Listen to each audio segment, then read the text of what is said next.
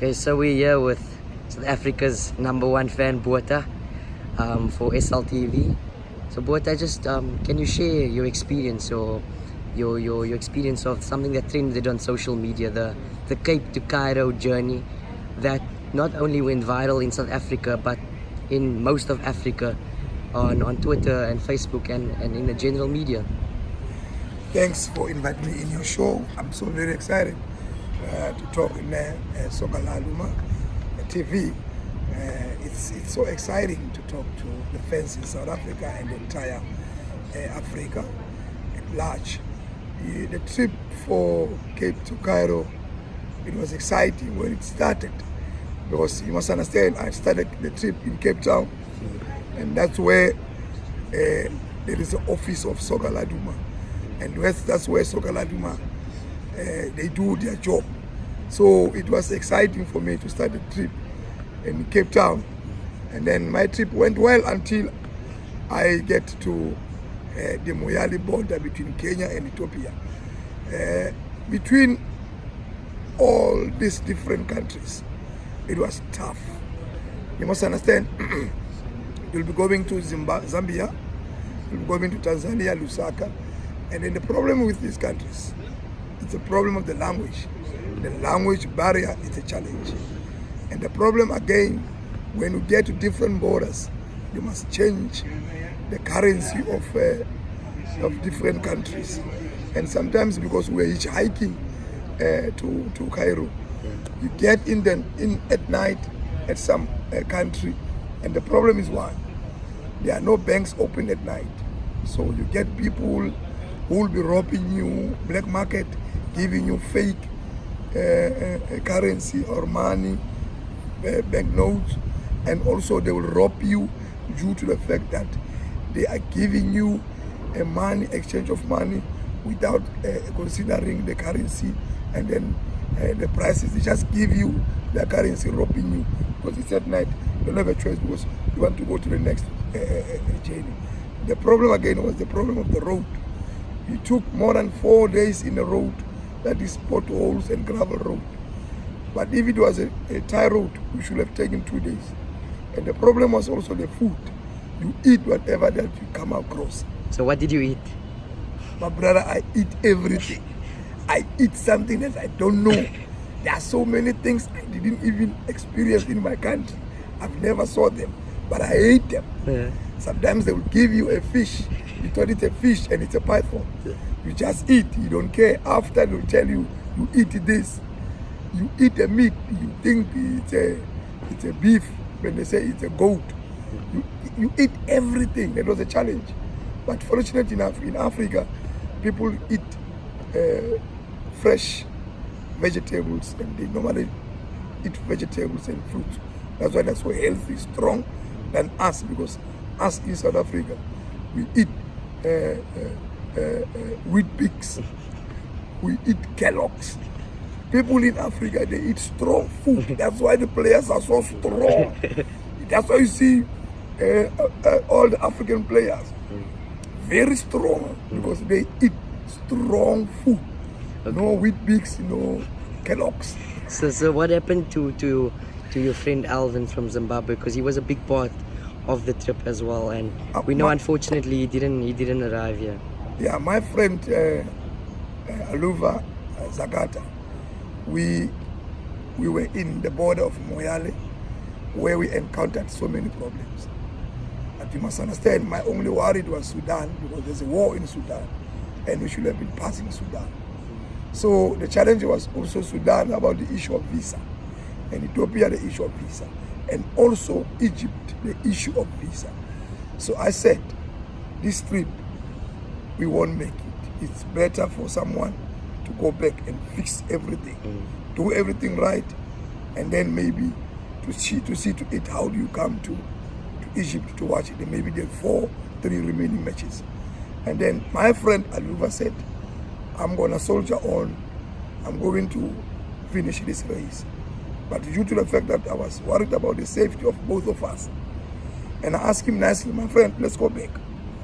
Something will come, something will happen for both of us to be assisted to get to Cairo. But he refused. He said, I'm going to continue the journey. And then the last time I talked to him, it was 3 days before. And then we chat. He said he's stuck in Sudan. And then he's running out of money because of many things that are happening in that country. They charge him a lot of money, so many things. So, but fortunate enough, he told me that he's safe wherever he is. And I'm still saying to him that, my friend, I know you'll make it. I'm still here waiting for you.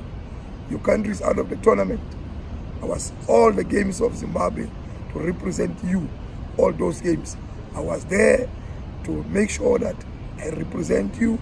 I add number, I add value, because if you were here, you should have been going to all the games. So I went to all the Zimbabwe games to support of my friend Aluva. So, can you share your thoughts and experiences of personally how you felt Cairo's been this far, and that opening game of the tournament between Zimbabwe and Egypt? Like you said, Alvin, I just saw Alvin message you now.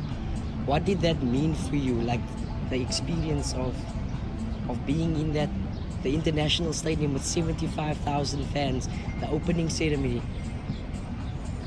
To be fair to you, when I get to Cairo, I received a warm welcome from both the police side of Cairo. The officials were welcoming everybody who was arriving on Friday, on the day of the tournament.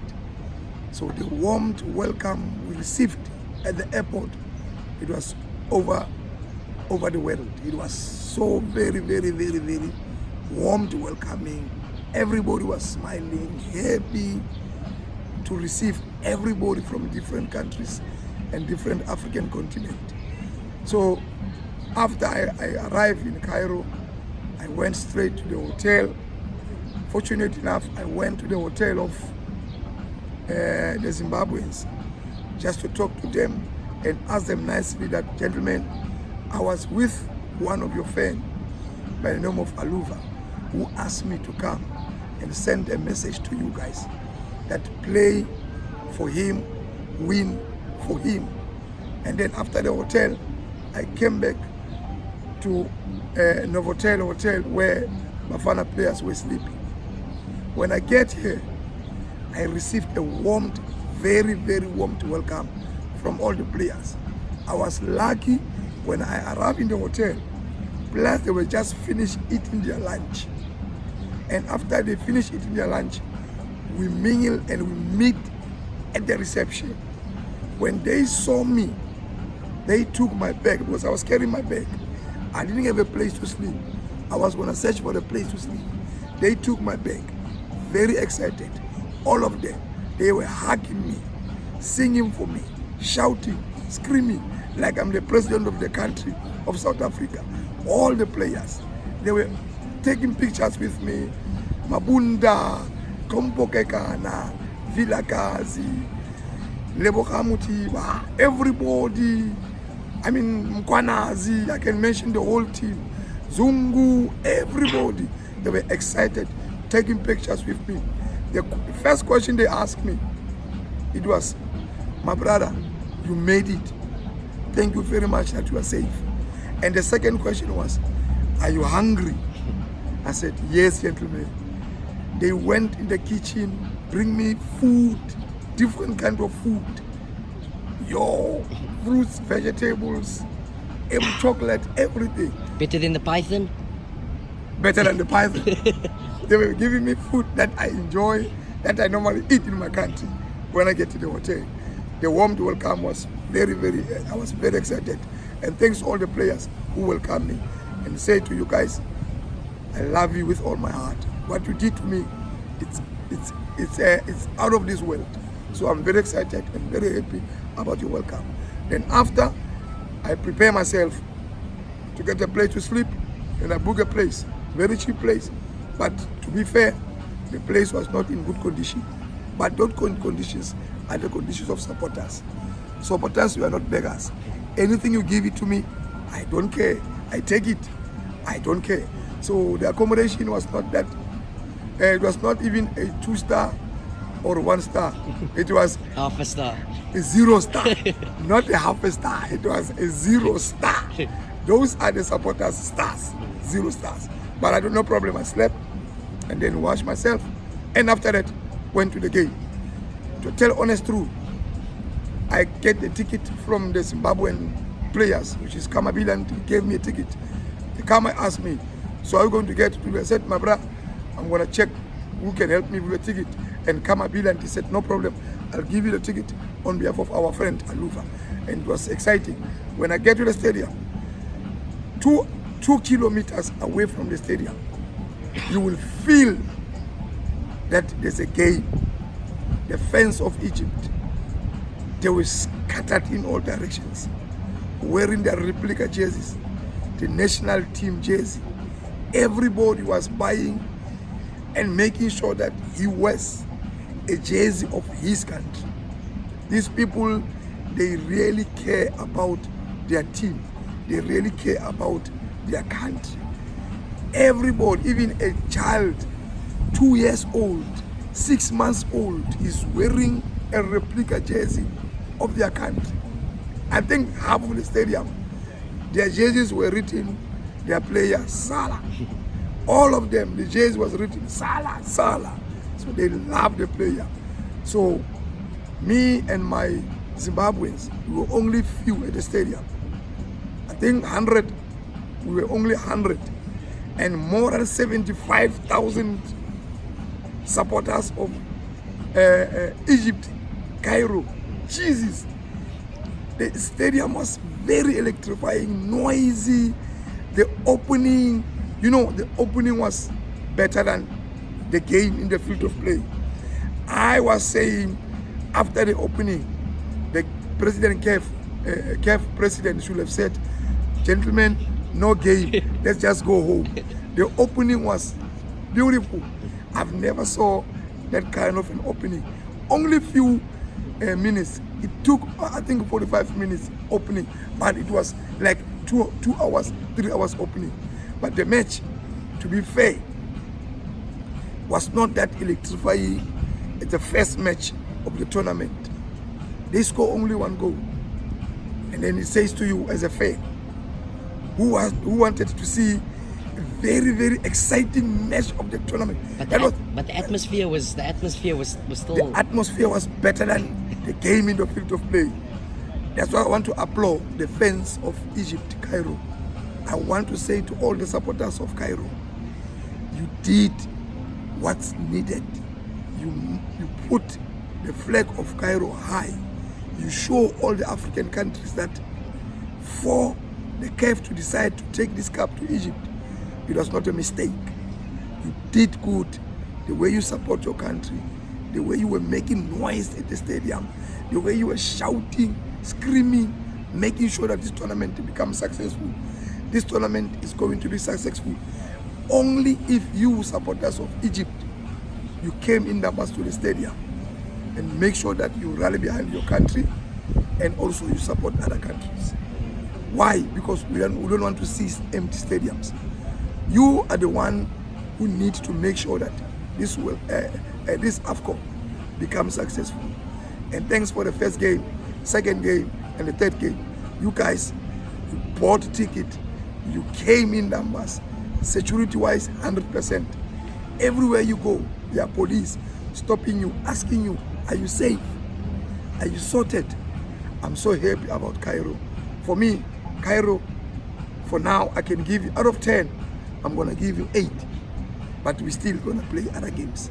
So, what do you think of, firstly, obviously, you watch the Zimbabwe games and Bafana games. What do you think of the performance personally as a fan that is in attendance?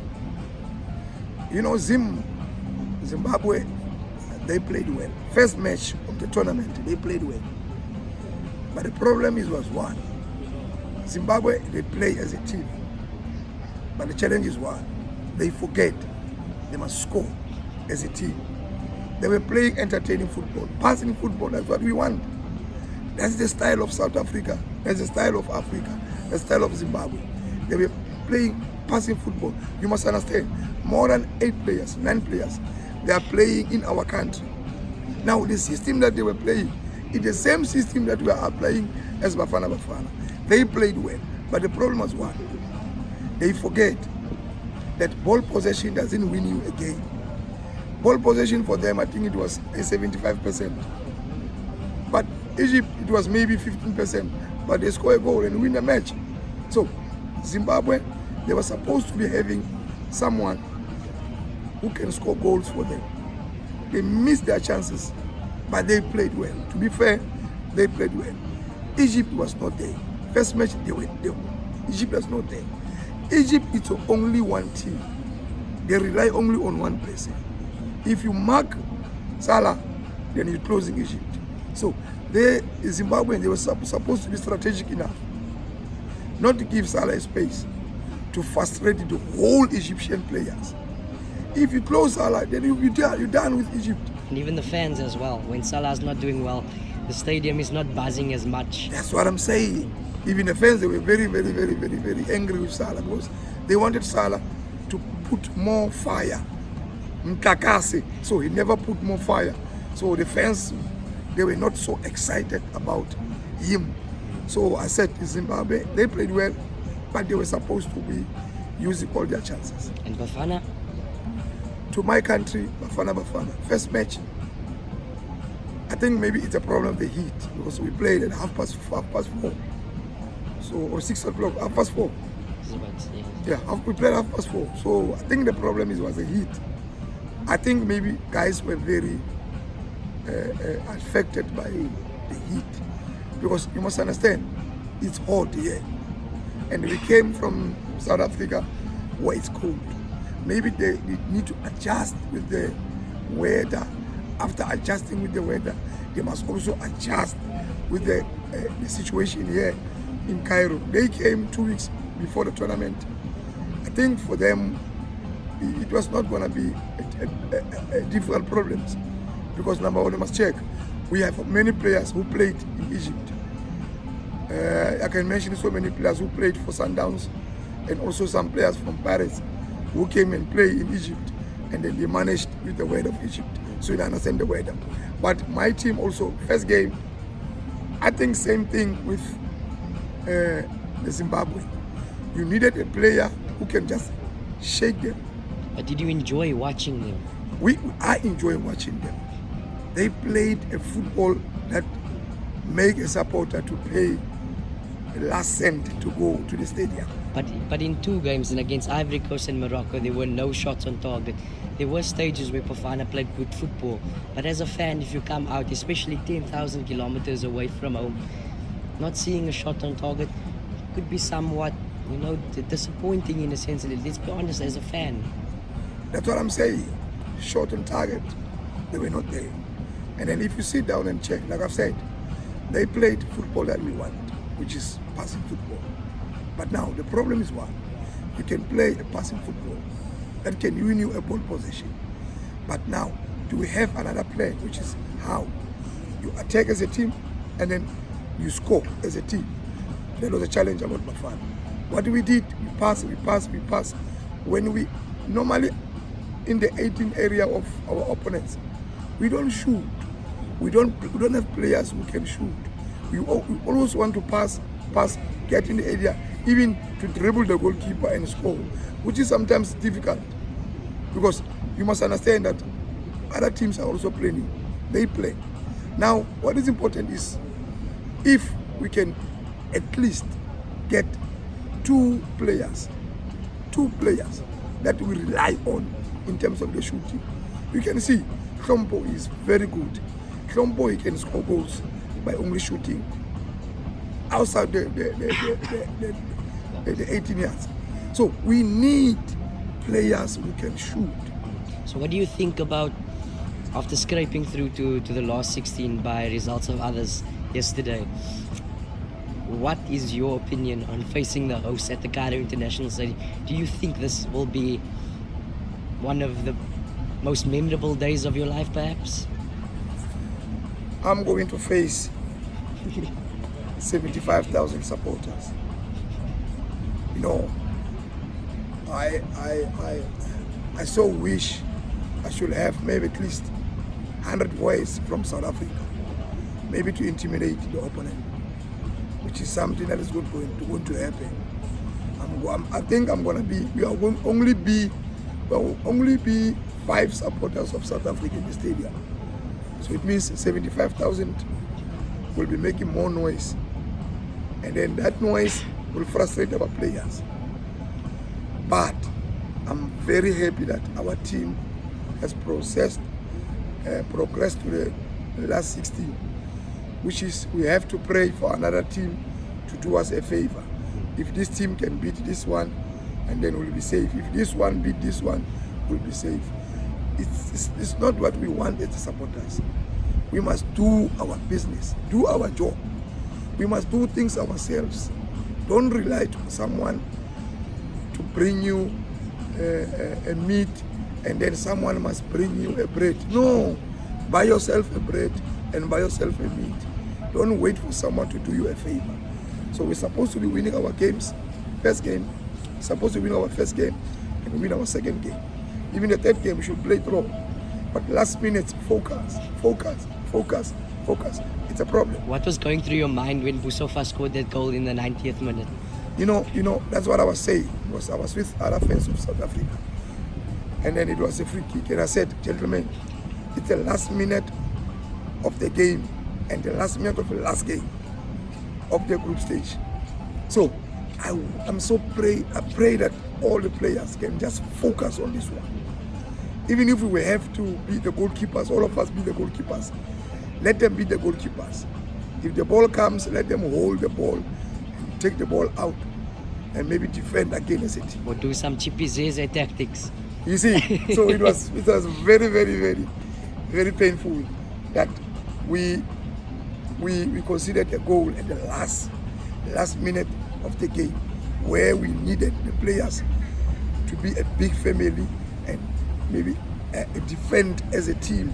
The last minute's concentration, only a few seconds. Then, what were you thinking when that goal scored? Did you think we were going home? You know, I was frustrated because we lost 2 games. And then I was saying, now it means I must prepare my flight. I must also prepare my calculator. So I was very angry and very scared. I didn't know what to do because you didn't want to go home. I didn't want to go home because I'm a man of faith. So I believe that South Africa is going to qualify. So I even scheduled my flights and everything and extend my days, thinking that Bafana Bafana is going to qualify. And then fortunate enough, we qualified. That's why we say we are now in the stage where we're going to face Cairo, Egypt, which is very tough and a very difficult match. So there's been a lot of criticism from the fans, specifically on social media and obviously back home. What's your message to them ahead of the last 16? The message is one. We normally judge the results each and every after game. It's good when we judge. I'm not disputing, I'm not disagreeing. Football, it's a different opinion. We have different opinion in football. So I'm not against each and everyone with his opinion, with his own way of thinking. But the most important thing is we are now in a very critical stage where we need each other. I think the time of criticism is not now. Let's hold hands together, make sure that Bafana Bafana progress to the quarter-final, semi-final, final, and bring the cup home. The timing is not now to criticize. It's better when we criticize, but we criticize constructively. Why I'm saying we criticize constructively? We build a team because now we are in Egypt. We are no longer in South Africa where we must wait for 3 weeks to go to the tournament. We are already in the tournament where we need each other to build each other, to make sure that we motivate each other, to make sure that we revive the spirit of the players and also the spirit of the coach and SAFA and our supporters who are here. The timing of criticize is not now. So to all the South Africans, I understand You guys are angry. You guys, you want to be a coach as you speak. I also want to be a coach now. I want to change team. I want to change positions, but we don't have to do that now. We need to support the coach, and we need to support the decision of the technical team and the coach, and also the players. The timing now is for all of us to hold hands, hug each other, pray, make sure Bafana Bafana progress to the quarter-final, semi-final, final, and bring back the cup home. So if you were the coach, would you have Tembinkosi Loch in the starting 11? Let me tell you the honest truth. Each and every player who is in Egypt, he deserves to be in Bafana Bafana squad. All the players who are here, they deserve to be in the Bafana Bafana squad. Now, as the fans, it's just to support the decision of the coach. If the coach says, Botha, get in, I will go in. If the coach says, Lorenz, you are not in, Lorenz must just accept. If the coach says, who said who, you are not supposed to be in the field of play, you must just accept. The decision is upon the coach, but you must understand and respect the decision of the coach. But when we go home, we're going to go to the drawing board where we sit down and we criticize the coach constructively and tell the coach, if you were doing 1, 2, 3, we should have been. So for now, we don't need to criticize. We need to hold hands. We need to support each other. I'm fortunate that I'm here at the hotel with the players. And then all the players, they are motivating each other. Even other players, they are also, even Lodge himself is also motivating all the players, making sure that the team progress to the final, bring back the cup.